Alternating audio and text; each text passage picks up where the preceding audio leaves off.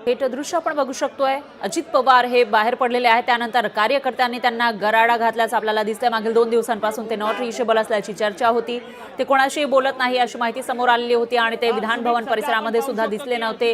विधिमंडळाचं अधिवेशन सुरू आहे पण त्या ठिकाणी सुद्धा ते अनुपस्थित होते आणि आज जेव्हा ते बाहेर पडले त्यावेळेला कार्यकर्त्यांनी या ठिकाणी गराडा घातल्याचं दिसतंय। त्यांना शुभेच्छा देताना सुद्धा या ठिकाणी कार्यकर्ते आपल्याला दिसून येत आहेत। याशिवाय त्यांच्यासोबत फोटो काढण्यासाठीही या कार्यकर्त्यांची लगबग आपल्याला पाहायला मिळते। दरम्यान त्यांना घशाचं इन्फेक्शन झालेलं होतं, त्यामुळे ते बाहेर आले नाही। थंडी जास्त आहे नागपूरमध्ये असं कारण त्यांच्या कार्यकर्त्यांकडून देण्यात आलं आहे। त्यामुळे आता अजित पवार स्वतः नेमकं काय बोलणार याविषयी सुद्धा उत्सुकता आहे।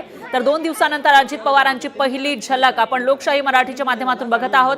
मागील 2 दिवस ते दिसले नव्हते कुठेही आणि त्याच्यामुळे ते नेमके कुठे आहेत आणि कशामुळे ते दिसत नाहीयेत अशी चर्चा रंगलेली होती। उपमुख्यमंत्री अजित पवार हे जेव्हा जेव्हा नॉट रिचेबल होतात त्याच्या मागे कारण असतं असं बोललं जातं। त्यामुळे या वेळेला जेव्हा ते 2 दिवस मंत्रिमंडळाचा विस्तार झाल्यानंतर लगेचच पुढचे जे 2 दिवस आहेत त्यावेळेला विधिमंडळाचं अधिवेशन सुरू होतं। एवढ्या महत्त्वाच्या घडामोडी घडत होतात, मात्र त्यावेळेला ते नॉट रिचेबल होते, दिसत नव्हते। त्याच्यामुळे वेगवेगळ्या चर्चा रंगल्याचं पाहायला मिळालं। पण थ्रोट इन्फेक्शन झाल्यामुळे ते आराम करत होते असा दावा त्यांच्या कार्यकर्त्यांकडून केला जातोय। त्यानंतरची ही पहिली झलक आपण लोकशाही मराठीच्या माध्यमातून बघत आहोत।